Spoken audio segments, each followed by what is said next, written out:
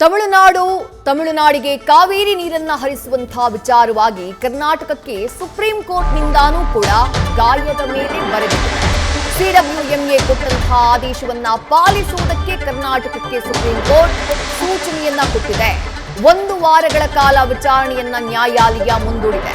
Supreme ಕೋರ್ಟ್ಗೆ ತಮಿಳುನಾಡು ಅರ್ಜಿಯನ್ನ ಸಲ್ಲಿಸಿತ್ತು. ಕರ್ನಾಟಕ ನೀರನ್ನ ಸರಿಯಾಗಿ ಬಿಡ್ತಾ ಇಲ್ಲ, ನಮ್ಮ ಪಾಲಿನ ನೀರನ್ನ ಕರ್ನಾಟಕ ರಿಲೀಸ್ ಮಾಡ್ತಾ ಇಲ್ಲ ಅಂತ ಹೇಳಿ ಈ ವಿಚಾರಣೆಯ ವೇಳೆ ಸಿಡಬ್ಲ್ಯೂಎಂಎ ಕಾವೇರಿ ನೀರು ನಿರ್ವಹಣಾ ಪ್ರಾಧಿಕಾರ ಮೊನ್ನೆ 15 ದಿನಗಳ ಕಾಲ ನಿತ್ಯ 12,000 ಕ್ಯೂಸೆಕ್ನಷ್ಟು ನೀರನ್ನ ಹರಿಸುವಂತೆ ಏನು ಸೂಚನೆಯನ್ನ ಕೊಟ್ಟಿತ್ತು, ಆದೇಶವನ್ನ ಕೊಟ್ಟಿತ್ತು.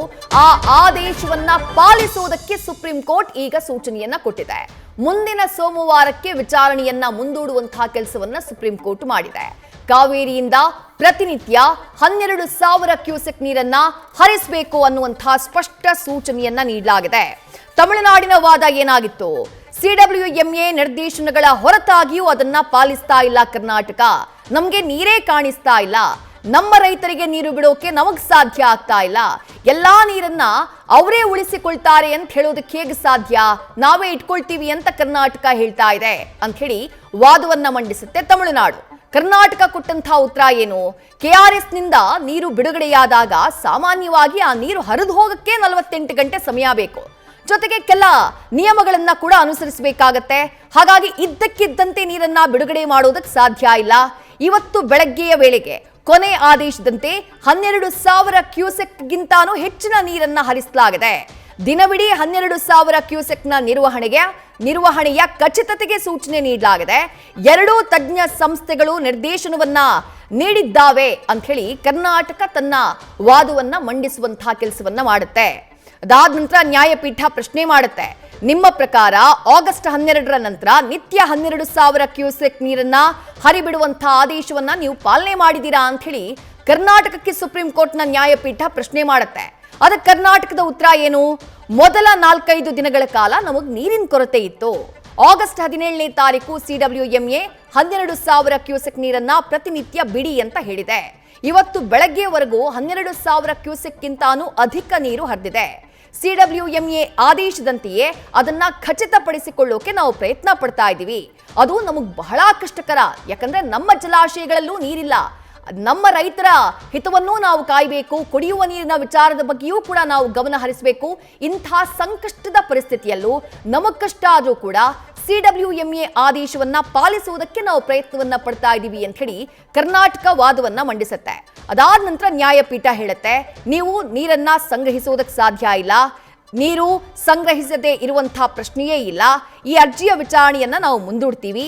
ಮುಂದಿನ 1 ವಾರಗಳ ಕಾಲ ಅರ್ಜಿ ವಿಚಾರಣೆಯನ್ನ ಮುಂದೂಡಲಾಗಿದೆ. ಅಲ್ಲಿ ತನಕ ನೀವು ಸಿಡಬ್ಲ್ಯೂಎಂಎ ಆದೇಶ ಏನಿದೆ ಅದನ್ನ ನೀವು ಪಾಲಿಸಬೇಕು ಅಂತ ಹೇಳಿ ಕರ್ನಾಟಕಕ್ಕೆ ನಿರ್ದೇಶನವನ್ನ ಕೊಟ್ಟಿದೆ ಸುಪ್ರೀಂ ಕೋರ್ಟ್. ಬಟ್ ಇಲ್ಲಿ ವಿಪರ್ಯಾಸ ಅನ್ನಿಸ್ತಾ ಇರೋದು ಏನ್ ಗೊತ್ತಾ? ಈಗ 12,000 ಕ್ಯೂಸೆಕ್ ನೀರನ್ನ ಪ್ರತಿನಿತ್ಯ ಹರಿಸಬೇಕು ಅಂತ ಹೇಳಿ ಸಿಡಬ್ಲ್ಯೂಎಂಎ ಆದೇಶ ಬಂದಂತಹ ನಂತರದಲ್ಲಿ ಸರ್ಕಾರದ ಯಾರಾದ್ರೂ ಅದನ್ನ ನೇರವಾಗಿ ಒಪ್ಕೊಂಡಿದ್ದಾರಾ ಅಂತ ಕೇಳಿದ್ರೆ ಇಲ್ಲ.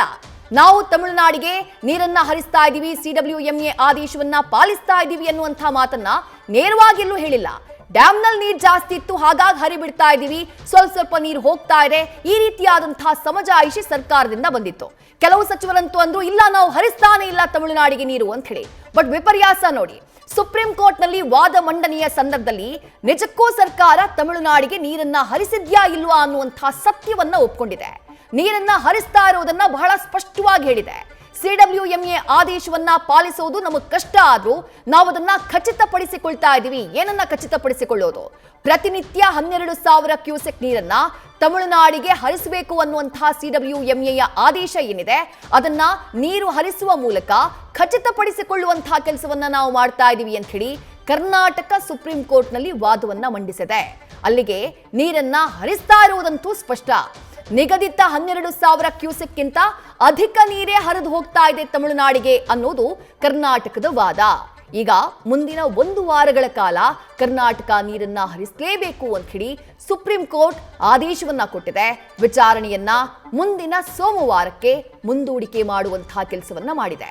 ಮಳೆನೇ ಇಲ್ಲ, ಕಬಿನಿ ಜಲಾಶಯ ಖಾಲಿಯಾಗ್ತಾ ಇದೆ. ಇಂಥ ಸಂದರ್ಭದಲ್ಲಿ ಕೆಆರ್ಎಸ್ ನಲ್ಲಂತೂ ನೀರಿಲ್ಲ, ಒಳಹರಿವು ಕಡಿಮೆಯಾಗಿದೆ. ಹೀಗಾಗಿ ಸದ್ಯಕ್ಕೆ ಕನ್ನಡದ ಕಾವೇರಿ ಕಣಿವೆಯ ಕಾವೇರಿ ಕೊಳ್ಳದ ರೈತರು ಜೊತೆಗೆ ಕಾವೇರಿ ನೀರನ್ನ ಕುಡಿಯೋದಕ್ಕಾಗಿ ಡಿಪೆಂಡ್ ಆಗಿರುವಂತಹ ಬೆಂಗಳೂರು, ರಾಮನಗರ, ಮಂಡ್ಯ ಈ ಭಾಗದ ಜನ ಸದ್ಯ ಆತಂಕಕ್ಕೀಡಾಗುವಂತಹ ಪರಿಸ್ಥಿತಿ ಸುಪ್ರೀಂ ಕೋರ್ಟ್ನ ಈ ನಿರ್ದೇಶನದ ಕಾರಣಕ್ಕಾಗಿ. ನ್ಯೂಸ್ ಫಸ್ಟ್ ನಿರ್ಭೀತಿಯಿಂದ ನಿಮ್ಮ ಪರವಾಗಿ.